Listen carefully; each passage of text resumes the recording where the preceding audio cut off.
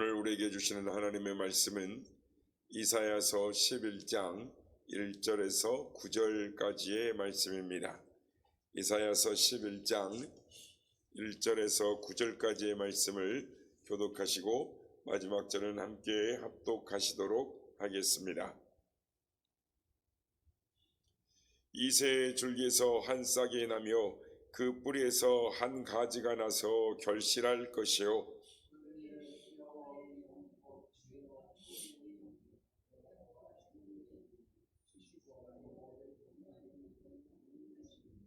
그가 여호와를 경외함으로 즐거움을 삼을 것이며 그의 눈에 보이는 대로 심판하지 아니하며 그의 귀에 들리는 대로 판단하지 아니하며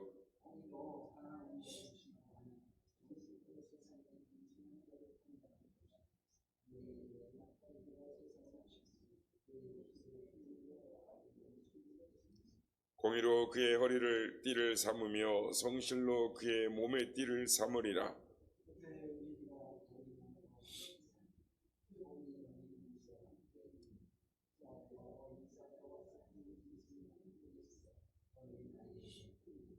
암소와 곰이 함께 먹으며 그것들의 새끼가 함께 엎드리며 사자가 소처럼 풀을 먹을 것이며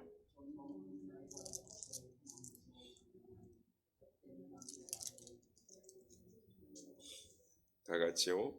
내 거룩한 산 모든 곳에서 해됨도 없고 상함도 없을 것이니 이는 물이 바다를 덮음같이 여호와를 아는 지식이 세상에 충만할 것임이니라.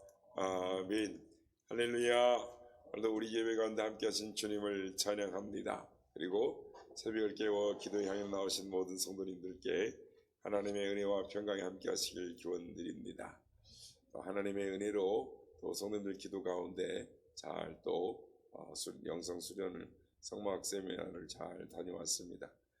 기도해 주셔서 많은 은혜 받고 또 돌아왔습니다.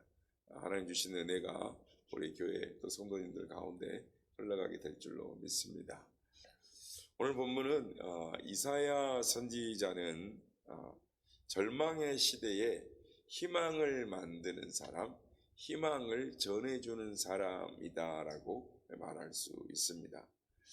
이사야는 주전 739년에서 681년까지 대략 50년 동안 이 유다의 선지자의 활동을 했습니다.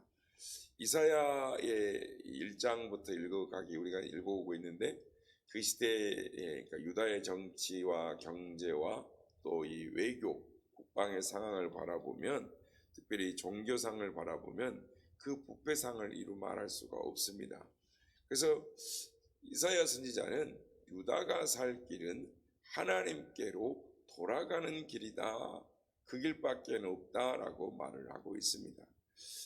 이사야 5장을 보면 유다의 상황이 사회 상황이 어떤지를 우리가 볼 수 있는데요.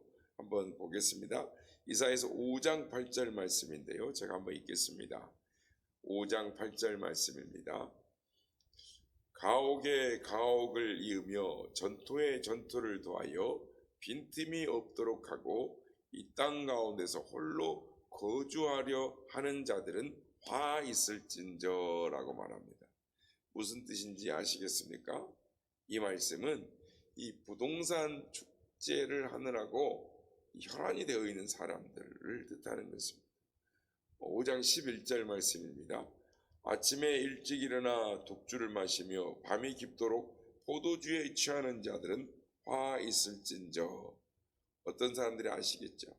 아침부터 저녁까지 술과 여자와로 인해 이 인생을 즐기는 사람, 이 정신을 못 차리는 부유층 사람들을 이야기하는 것입니다.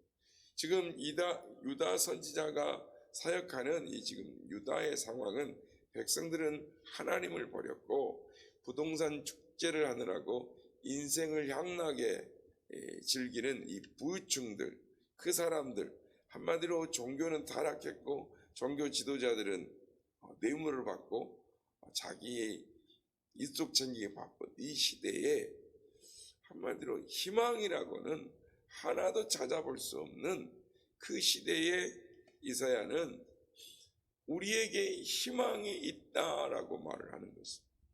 이사야 선지서를 읽어보면 절망 가운데 빠져있는 이스라엘 백성들에게 하나님의 희망, 하나님의 열심, 하나님의 사랑, 하나님이 회복시킬 것이라는 것을 계속 선포하고 또 하나님의 말씀을 증거하며 이스라엘아 유다야 돌아오라 라고 말씀을 전합니다.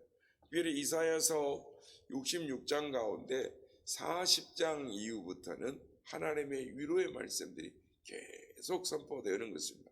혹여 우리 가운데 실망과 아픔이 있는 분이 있으십니까? 또 고통 가운데 있는 분이 계십니까? 그렇다면은 이사야 40장을 부터 소리내어서 쭉 한번 읽어보시기 바랍니다. 그러면 하나님이 우리에게 주시는 위로와 평강이 우리 가운데에 흘러 들어오게 될 것입니다.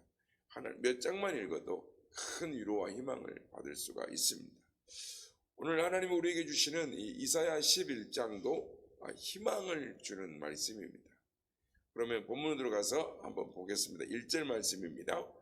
이새 줄기에서 한 싹이 나며 그 뿌리에서 한 가지가 나서 결실할 것이요 라고 말합니다.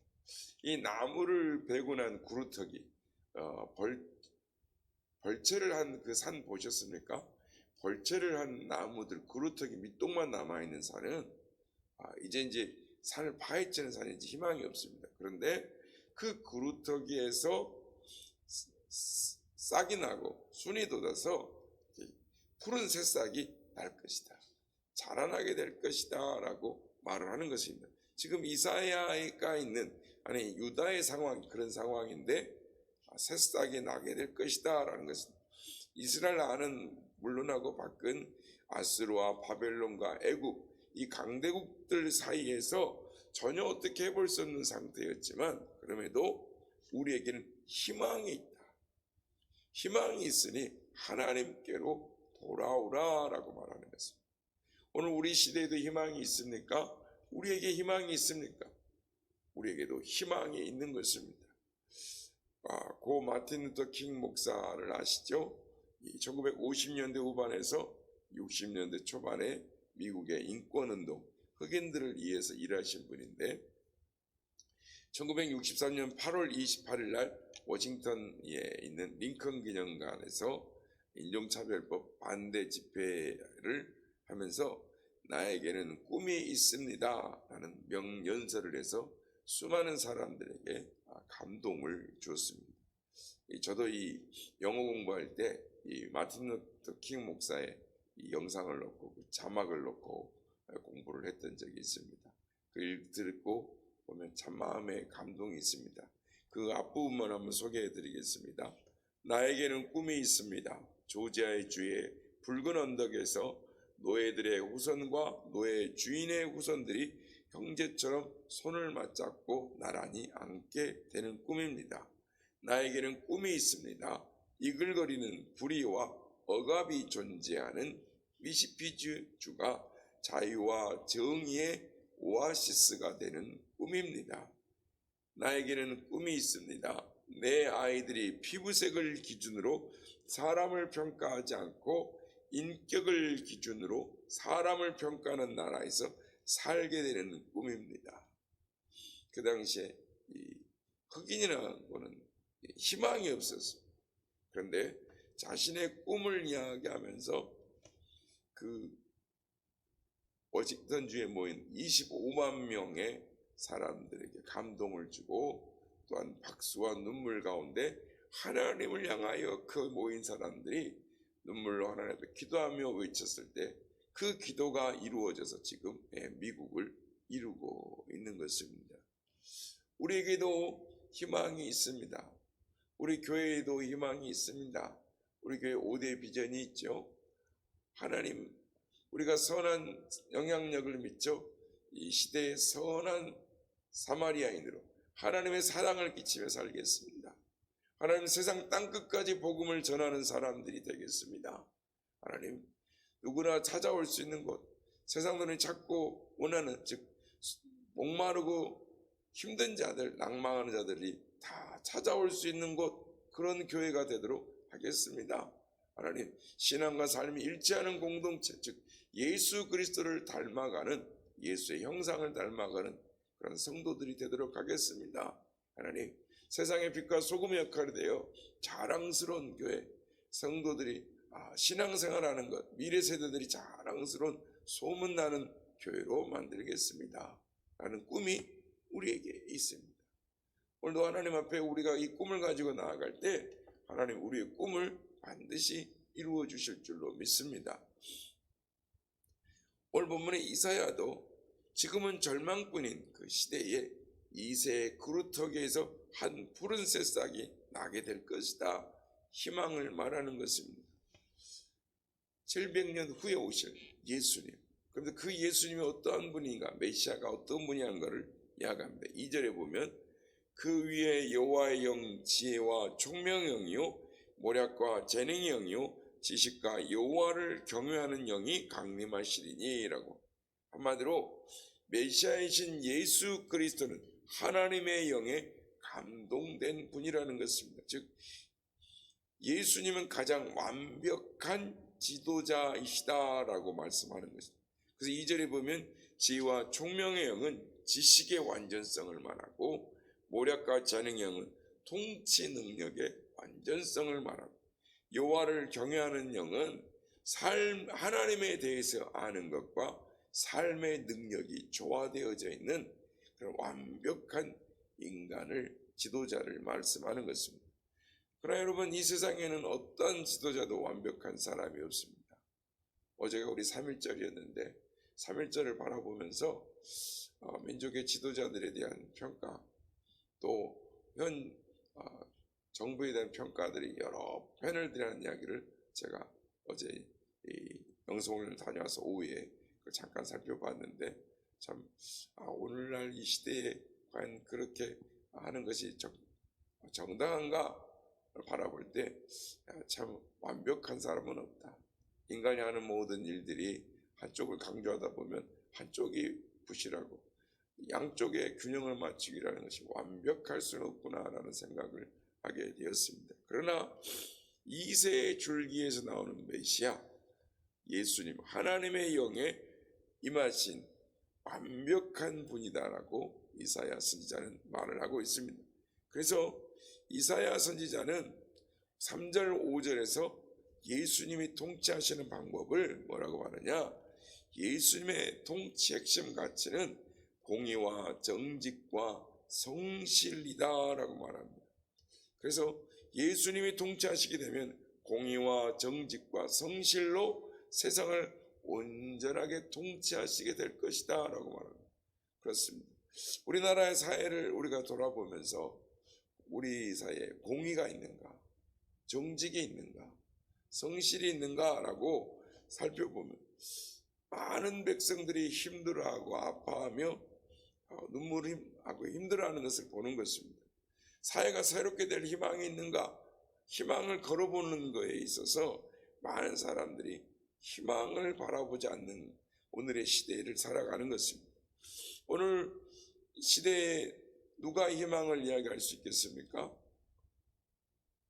오늘날 희망을 말할 수 있는 사람은 오직 우리 예수 그리스도, 예수님을 믿고 섬기고 따르는 우리들 자신인 것입니다. 이사야 선지자가 희망을 노래하지요. 그래서 오늘 6절부터 8절, 9절까지의 내용을 보면 이리와 양이, 표범과 어린 염소가, 어린 사자가 송아지와 고음과 암소가, 사자와 소가, 독사와 아이가 함께 살아가는 그런 평화로운 세상이 온다라고 말합니다. 세상이 가지고 있는 가치와는 정반대인 것이죠.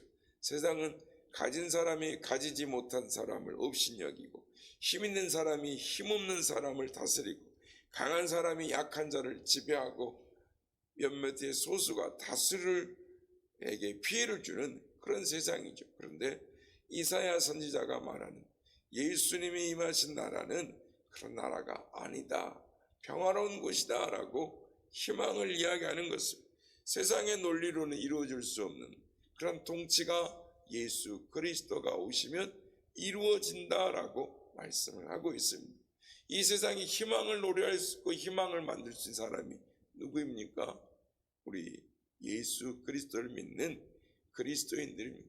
세상은 희망이 없다라고 말하고 절망이라고 말하지만 우리는 예수 그리스도께서 이 세상에 오시면 예수 그리스도가 우리의 삶을 만지면, 우리의 가정을 만지면, 예수 그리스도가 우리의 공동체의 사회에 능력이 임하면 모든 문제를 해결할 수 있고 모든 것이 해결되고 모든 것이 채워지며 변화되는 역사가 일어날 거라는 것을 우리는 알고 있습니다. 그래서 우리는 이 시대의 희망은 오직 예수님이다. 이 시대의 희망은 교회다. 이 시대의 희망은 예수 그리스도의 말씀대로 살아가는 우리 그리스도인이다 라고 말을 할 수 있는 것입니다. 그렇습니다. 오늘도 어려운 시대에 희망이 어디 있는가를 살펴보고 그리스도인들조차도 절망하고 낙담합니다. 그러나 우리는 절망하고 낙담하는 것이 아니라 이 시대에 희망을 말하고 희망을 노래하고 예수 그리스도를 선포하는, 그래서 하나님의 말씀대로 살아서 예수 그리스도의 빛과 사랑을 전하며 이 시대에 희망을 전하는 사람들이 되어야 될 줄로 믿습니다. 오늘도 우리의 소망, 희망을 가지고 주 앞에 기도하며 그 말씀대로 살아내어서 이 시대에 희망을 전하는, 희망을 노래하는 하나님의 사람들이 다 되시기를 예수님의 이름으로 축복합니다.